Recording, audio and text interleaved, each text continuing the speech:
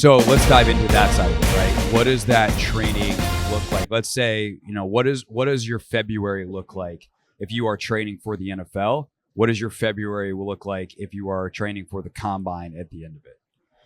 You want to go? I mean, for me, like we're just establishing like a base, right? Guys are coming off the season. You got to kind of get them back moving around correctly, and then you want to kind of make sure all the stuff they're dealing with from the season is cleared up. Yes. And then you want to kind of start to establish, for me, a little bit of volume. And we're not talking crazy. I'm not talking going out here running 300-yard shuttles, but I want to make sure guys are ready for the training, the harder stuff, the higher intensity stuff, the higher loads, the higher speeds, those decelerations that we're going to get to hopefully at some point. And, guys, depending on how banged up they are, you might never get there. But this is the time of year that I kind of used to kind of say, this is where I want to kind of start flushing stuff out. We're slowly starting to ramp up.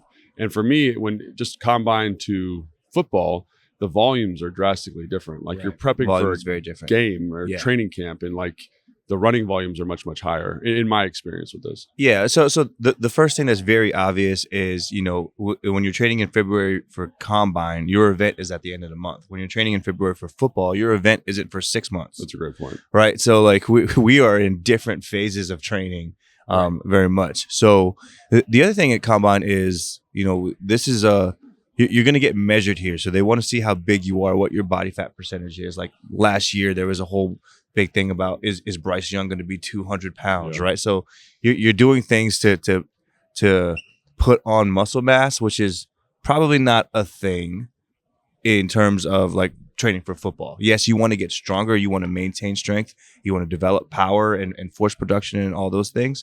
But the goal is not hypertrophy. The goal is not to be, I got to be 210 pounds with 4% body fat.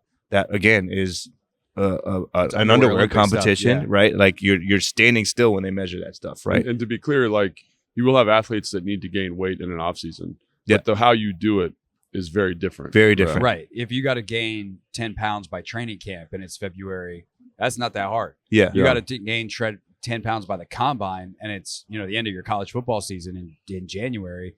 That's a rough big month. deal. It's a big deal. Yeah. For sure. You and your refrigerator are going to become very best friends. right. You and every bit of protein that's ever existed, every bit of everything that's ever existed. You're going to eat more than you've ever eaten if you're going to put on 10 pounds in a month. And by the way, it's got to be good weight because, like you said, like it's that body fat percentage. You're going to get out there. You're going to be in, your underwear or the tight shirts or no shirt and running a 40. Like some scouts care about that stuff. Some scouts don't. But like, why, if for the scouts that care, if they're decision makers at a team, like that's a team that could be off your list. But also, I think like at this event, it speaks to like if you come out and you look the part, right? You're kind of chiseled up, your body fat's good. Yes. I know you're on the all get off the bus team. Yeah, and I know you put time in the weight room. I know you're a hard worker. I know it informs the character in a way that people forget, right? And so that's really what you're doing. You're just basically checking a box. Hey, look at how disciplined I was from the end of the football season to now. Right. Look at this product that I've developed for you. Right.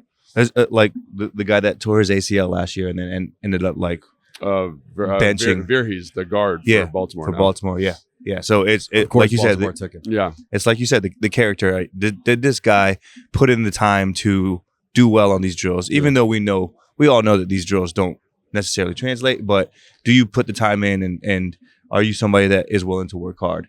Yeah. I think that's a great point because like, if anything, like if you come into this event and you don't do well, and I can tell you haven't prepped for it, like there's guys, we're going to watch all the 40s, right? Right. And there's guys you can tell that have never been a 3-point stance before. And like you knew today was coming. Yeah. And so what kind of preparer are you? Are you a long-term thinker? So in some ways, like that's the other stuff about this that's super important, right? Mm-hmm. It's not the number necessarily, but it's just saying like, this is the biggest job interview of your life. Right. Did you prep for it? It's the Nirvana. Did you study? Yes, Did you study for the test? It's the Nirvana, what is it, Brown M&M's thing? So the famous story is, and now I'm going to mess it up and all the Nirvana fans are going to be mad. I'm going to get the details wrong. But basically, Nirvana in their rider had it like, I think it was green M&Ms. Uh-huh. And so like if the band showed up and there weren't just green M&Ms, they were like, what the hell? You didn't read our rider. But it wasn't about the green M&Ms. It was that they made sure because it was the end of the rider. Oh, I see. And so it's like this was a way because of all, and this is like late 80s, early 90s, like pyrotechnology and stuff. Like, I see. We got to make sure they read every bullet point because otherwise our show's not going to be safe for us and for our fans. That's so really it's a way for them to check it off. And so it kind of became this whole other thing over the years of these diva rock stars, they only want whatever color M&Ms, but it was a safety check. Yeah. And that's essentially what you're saying is yes, obviously the raw speed of these guys matters in the way that what color the M&Ms were did not. But it also is a test of readiness and preparedness and thoroughness and in a way, I guess, to encompass all that into one word, it's a test of your professionalism. Yeah, 1,000%. I think that's ultimately what this is. It's again, do I really care what your 3-cone is? Kind of, but I've seen it on film already. Yeah. Right. Yes or no on if you film. Get in and out of a break, we'll see it on film. I'll see it on film, right? But you knew this was coming. Yep. What does this look like? Are you in shape? Are you ready for the events? Are you ready for the field work? It also kind of speaks to the team that's advising you. So it is an interesting data point. You know what I'm saying? And I think that's why there are physical metrics that come out of it, but I think the professionalism is something that really needs to be driven home for sure. So I want to touch on that because we're talking about kind of the difference between combine and then just regular football training, right? Yeah. So when you're talking about the 3-cone and the pro agility, we know exactly how many steps you're supposed to take in those drills. In football, you don't always know exactly how many steps that you're going to take. But you take a look at a 3-cone, that's really the only chance that they're going to get here that they're going to measure where they're accelerating and it's not on a straight line. Yeah. Right. So when I'm talking about somebody like Marvin Harrison, who's getting ready for football, so much of his acceleration is not going to happen on a straight line. Like if you look at the foot, at the anatomy of the foot when they're running and they're leaning and trying to turn out of a sail route or into a speed cut on a dig, that foot, what that looks like and the ankle mobility needed for that's not the same thing as running a 40. Yeah. Or even running the 3-cone where it looks similar, but you know it's coming, right? So I was going to say, the thing that I always get out of this is when you're training for football, it's much harder to think of drill work. And for those of you guys training at home, because it has to be, not early in the training block, but later as you go, it has to be super reactive. Yes. Because there's a kinesthetic awareness and a learning and just how to coordinate your body. Right. When you got to do it, and the movement problem solver that we talk about. Yeah. Right. And that's what we talk about on our pod all the time. And I think it's incredibly important. As you know, you listen all the time. I listen more than people would probably think. I just listened to the Achilles thing. I thought it was great. That was the last one you guys did. But I think that's the thing is it's hard. It becomes much harder to think of drills that scale safely for football related activities that aren't either super specific or too general. Right. And that's where it gets a little bit, and that's where the football training, and again, you have, like you said, you have 6 months. You have 6 months. So you might start with, we're touching cones, and then you get to we're reacting to colors or blaze pods or whatever. And we just kind of progress through that. But the things that scale are not just weight on a bar and velocity on the field. Right. It's problem solving, like you're right. talking about. Right. So that's what you look at. You have 6 months. In 6 months, I know that it needs to look like this. So if in 6 months it looks like this, in 4 months it better look like this, or we're not going to have a shot at it looking like what it needs to look like in 6 months. Right. So you just go backwards. This is what it looks like in August. This is what it needs to look like in June for us to be able to get there. This is what it needs to look like in May for us to be able to get there. And then take that all the way back to February. For me to be able to get to where I want to be in August, what do I need to work on now? Mm-hmm. So for me, the things are, like you said, kind of resetting, reflushing out whatever's in the body to correct the exercises. But for speed, we're still measuring speed only because we don't want to lose it. We know that if you don't run at high speeds, you lose high speeds. So for February, when we're training a combine athlete, we're trying to push that. For February, when we're training a football athlete just getting ready for football, we are still measuring that only to see if you can still hit it. But we're only doing maybe 300 yards for the week, where it's hey, I just want to make sure that you're still hitting this, because if we don't do this, you're going to lose this, and then it's too hard to gain back later on in the off season. And I think people sleep on just top end velocity stuff. Your body and the tissue are not they're never going to be under that kind of stress ever. So it's a good way to just everyone says, oh, you need to do Nordic hamstring curls, and I think those are really important. Obviously, I'm not diminishing that, but I think the number one indicator of hamstring health is total high velocity volume. Right. So if we can kind of make sure we're touching on that in the off season, make sure that that's moving effectively and you feel comfortable there, I feel much better about you going into the season. And then the other thing with football that's hard, I think too, is you are dealing with these high velocities, these high loads, but you also need to make sure you're dealing with a certain amount of volume. Yes. Right. And I think that's the thing. Like I was thinking about it for the Achilles stuff. Like we've gotten so good. And you mentioned this on the show. You've gotten so good at, getting guys bigger, stronger, faster. We've cut out all this kind of what I would call junk volume. But if you think about the calf specifically and the foot, right? It's a muscle that requires a lot of volume, to kind of see adaptation. And so like, how do you make sure you're getting that those physiological adaptations in the calf, in the foot, while not killing your athlete? And you're kind of threading the needle a little bit. But I think that's, again, when you're training for football, you need to make sure you're getting a certain number of cuts in a week, getting a certain number of ground contact, you know what I'm saying? And totally that can get a little bit messy, but I think that's the difference is you're training for this really complicated, nuanced, impossibly dynamic thing, as opposed to something where you're running straight for a certain number of steps. And at the end of the day, like I would say the two biggest things is kind of where you are in terms of specificity related to the goal, because of the time to the goal. 100%. And then that thing, like, are we running straight line and then straight line, and then L shape, and then jumping, and then jumping? Or are we doing this multifactorial decision-making, dynamic, constant reaction type of thing? And I also think in terms of like the injury side of it, the talk about like some of the NBA stuff and what you said with the Achilles made me think of this. JJ Redick on his podcast like a year and a half ago probably talked about the change in schedule that the NBA made over the course of his career. They eliminated a ton of back-to-backs. They eliminated the 4 and 5 nights as often as possible. But what happened is now they play kind of every other night and they never practice. And JJ said, I think that we're having more injuries now, even though they've changed the schedule to optimize it for player health, because instead of playing back to back and then being able to take a day off and then practice, because like you'd have back to back, but then you'd have 4 days off, and the coach would practice you hard at least one of those days. And it's not in the competition. So you get to accumulate some of that load that in a sport like basketball or football, you need on the foot, you need on the calves, you get the ground contact, you get all that stuff that you're not going to mimic in the weight room. Like we've talked about that. Like we're not going to jump our basketball players in season. They're basketball players. They jump all the time.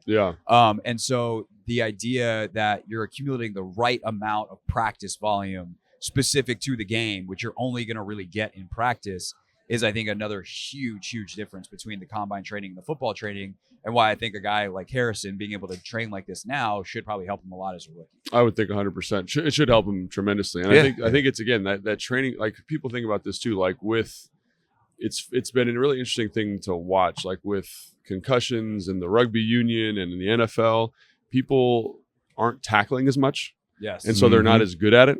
And so the hits that you are taking are worse because you're not in the right position all the time.